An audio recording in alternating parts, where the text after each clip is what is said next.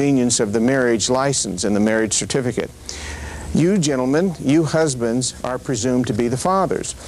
And we get questions on that quite a bit, and I try to come up with answers. Of course, this grew out of common law years ago, centuries ago, and it's very much like barnyard law, where if you are a farmer or a rancher and you have cattle, and we'll call your cattle the cows, and down the road, maybe a mile or so, your neighbor farmer or rancher has bulls, and his bulls get out into open pasture between you, and your cows get out into the same open pasture. At the end of the day, when your cows come home, and some of them may be with calf, who do you think owns the calf? It's the man who owns the cow, not the man who owns the bull. So marriage has taken a kind of a twist and turn from barnyard logic. It's if it's your wife, you own the byproduct of everything that comes out, and that's the way it works. Now, a number of fathers have begun to challenge that presumption in law, the presumption that the husband of the woman who has a child is indeed the father. Now, these go directly to the paternity issues, and I'm told we have a call on the line. Bear with me, caller. We will get to you. I'm being signaled all over the place. I want you to watch a story about Jerry Miskovich out of Philadelphia, who challenged the system that says that he is the father of the children of this woman that he divorced. Roll tape on Jerry Miskovich, Philadelphia.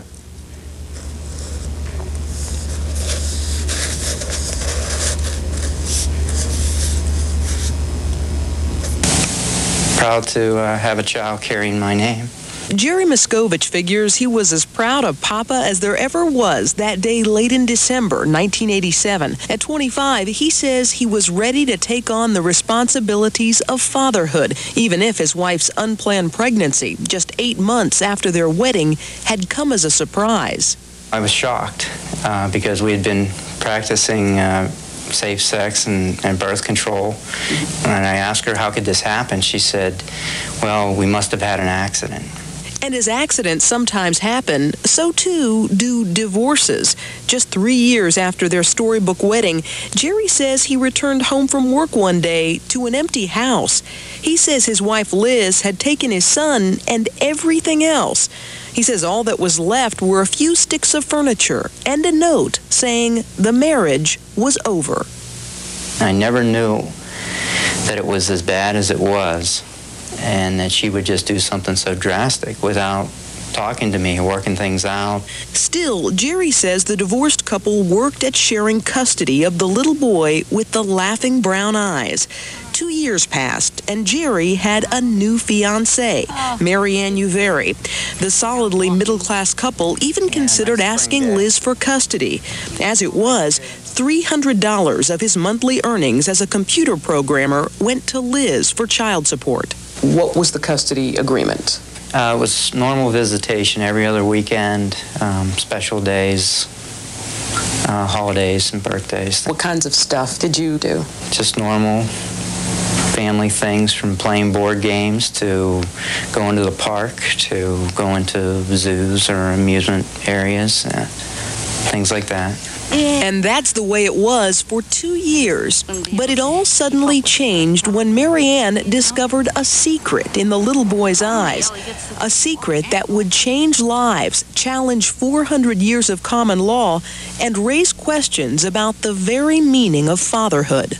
I was over at Jerry's townhouse when his ex-wife came over to bring the child over for a weekend visitation, and there's these crystal blue eyes looking at me, and I'm looking back at them, and yet I'm holding a child that has brown eyes, and it just hit me. Though it had been 15 years since Mary Ann had been in nursing school, an old lesson from a genetics class came barreling back. In this old textbook, she found it. Mendel's law, a fundamental law of nature that states the gene for brown eyes is always dominant over the gene that causes blue eyes. Put simply, two blue-eyed parents cannot produce a brown-eyed child. Both Jerry and his ex-wife were blue-eyed. When Jerry asked me what was wrong, I said, we got to sit down and talk. And I had asked him if he knew if Liz ever had any affairs while they were married. And he said no, that she didn't. And that to me just made it even harder because I was not even going to just tell him that the child wasn't his, but also about the affairs. It was a double blow. One, that child is not your child. And two, this means that your wife was sleeping with somebody else. That's right. I thought I was the only one ever with her. So on the next weekend visit, father and son went for an outing, but not to the park or the zoo. This time, Jerry told his little boy they were going to see the doctor. In fact, father and son went to the Red Cross, where they both had blood drawn for a DNA test.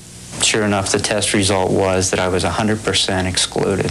There's no possibility. There's no way I could have been his father. What would you do in the same situation? If you discovered your son wasn't yours, would you not tell him at all?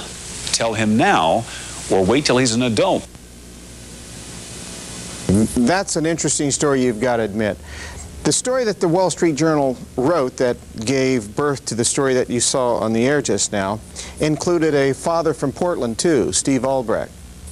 The father from Portland was excluded. He had got a special order. He was excluded from being the father.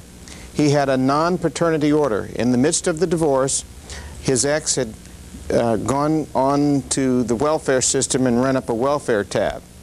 At the same time, his ex had agreed to do a DNA paternity test.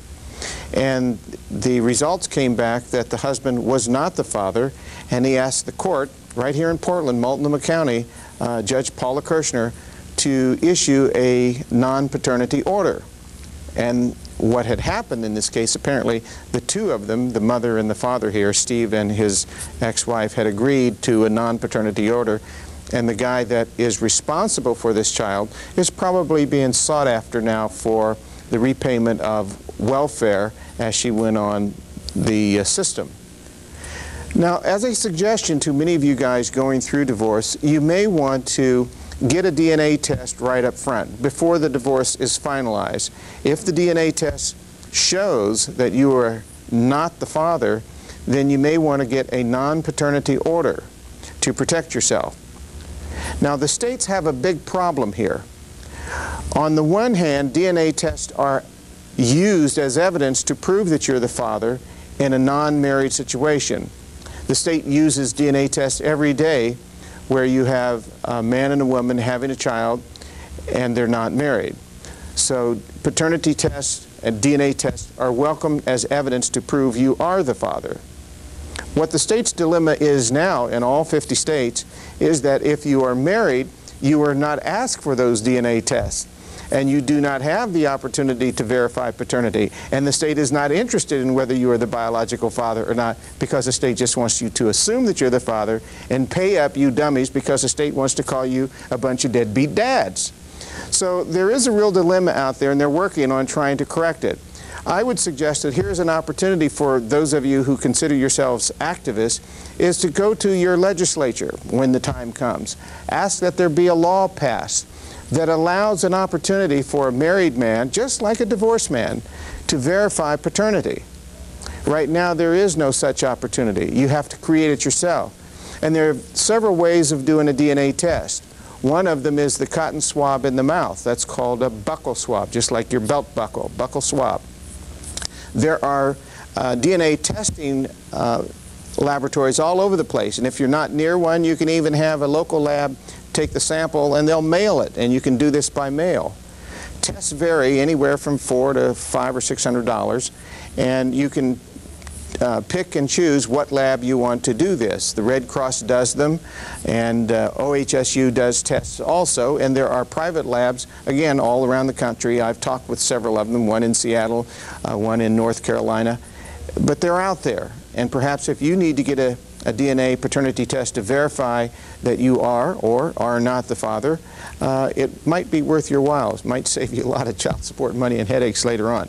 I understand there's been a caller patiently waiting. Hello, caller. Welcome to the Dad's Television Network. Yes, good evening. My name is DW. Yes? I've been listening to everything you were saying, sir, and the big thing to me, I have a son about 26 years old, and he is always having to bounce off the modern-day woman in regards to if he is considerate and does the old rules, then he's backward. And if he's not considerate, then he has no manners. And I'm looking at a 26-year-old who's trying to develop a relationship with women, and it's like a double standard. No matter which way he turns, he's nailed. So your question is what? Well, my question is, we don't have, we're losing our standard in regards to conduct between men and women, just like you're saying, whether it's a man or a woman in regards to the care of the children, it should not matter. I agree with that. It's difficult for the young people today, and I don't have an answer for that one. Well, I can understand your dilemma. I don't know that I would have an answer that would pass muster with some of these youngsters. Fortunately or unfortunately, I don't pay any attention to this women's lib crap at all. I don't even try to be fair and equal. I'm a gentleman well into my 50s, and I've ignored all that. But in his, see, I'm more than twice his age, and in his time, he's been confused by the media and such programs as Phil Donahue and the Oprah Winfrey's, and none of that stuff is going to last long, but it may last over his lifetime. My suggestion to him would be to instill in your son your values, or the values of your father, and tell him to ignore all that feminist crap of equality. It doesn't work for him anyway. He has to set up his own values. He doesn't have to jump to the dictates of something that you can't make sense of. Well, I figure good manners are always in place. Good manners are fine, but you don't have to be stepped on and walked on by the feminist movement. It doesn't make sense. There's nothing about it that makes sense. Even women don't particularly care for what this feminist movement has brought to the forefront of American society. Most of it is a crock, okay? Well, thank you very much. You're very welcome. Good evening. We've got some additional footage here. Going to try to get in. Oh, we can't do that. We're going to have to... Look, we're at the end of the program. We're going to be back in 2 weeks on this station at this time live. For the east side of Portland, you can see us on Friday, cable channel 33 at 8 p.m. and watch for our reruns. There are going to be a lot of them. And with that, let's roll the tape and blow us out here. See you in about, on the east side of Portland in about 3 or 4 days.